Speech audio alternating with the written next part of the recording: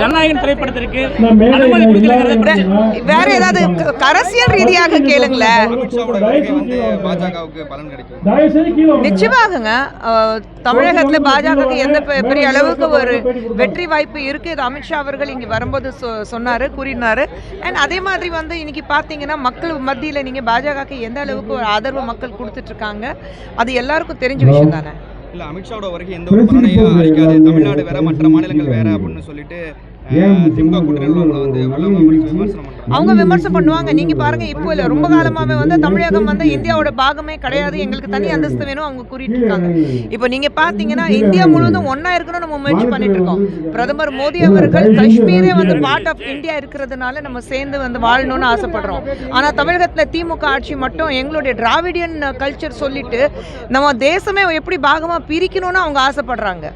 தமிழகம் நீங்கள் தமிழ்நாடு பார்த்துட்டிங்கன்னா it's part of India தானுங்க. அப்புறம் ஏன் அது பிரித்து நீங்கள் பார்க்குறீங்க? நாங்கள் பிரித்து பார்க்கலையே. எல்லா வசதி வாய்ப்புகளும் தமிழகத்தில் வாழ்கிற மக்களுக்கு கொடுக்குறோம். எல்லா பாலிசிஸ் பிரதமர் அவர்கள் கொண்டு வரும்போது எல்லா தமிழகத்துக்கு சேர்ந்து கொடுத்துட்ருக்கோம்.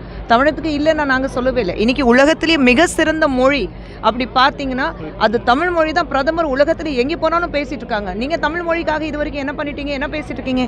எலெக்ஷன் நேரத்தில் மட்டும்தான் தமிழ் மொழி தமிழ் பண்பாடு நீங்கள் பேசிகிட்டு இருக்கீங்க. மற்ற நேரம் மேடம் காங்கிரஸ் கட்சி தாவேக்கா நெருங்கி போகிற மாதிரி சொல்கிறாங்களே, எல்லாம் நிறைய அறிக்கை கொடுக்குறாங்க, நிறைய தலைவர்கள் அவங்களுக்கு ஆதரவாக விஜய்க்கு ஆதரவாக பேசுகிறாங்க.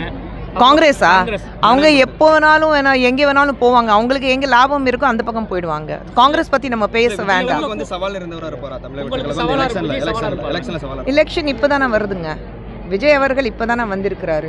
எலெக்ஷன் முடிச்சுட்டு பேசுவோமே அதை பற்றி. இல்லை ஜென்சியோட எல்லாமே வாக்குகள் எல்லாமே வந்து அவருக்கு போகும். அங்கே அவர் போகிற கூட்டம்லாம் வந்து இளம் வாக்காளர்கள் சொல்லுவாங்க.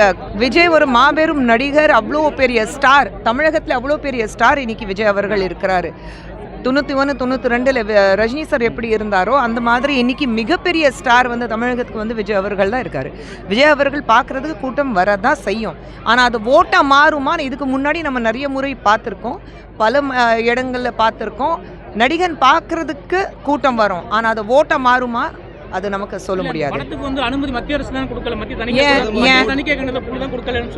அதை யார் சொல்றாங்க?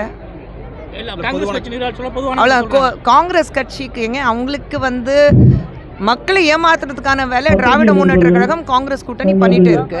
இத்தனை வருடங்களாக மக்களை ஏமாத்திட்டு இருக்காங்க. இப்போ ஏதோ ஒன்று சொல்லிட்டு ஏமாத்துறாங்க. அவங்களுடைய பொழுப்பு அவங்க பார்க்கணும்ல. ஏதோ ஒன்று குரல் கொடுத்தாதானே அவங்க வந்து மக்கள் நாங்களும் இருக்கோம் மக்கள் திரும்பி பார்ப்பாங்க. ஸோ காங்கிரஸ் இதுவும் பேசுவாங்க, இதுக்கு மேலேயும் பேசுவாங்க.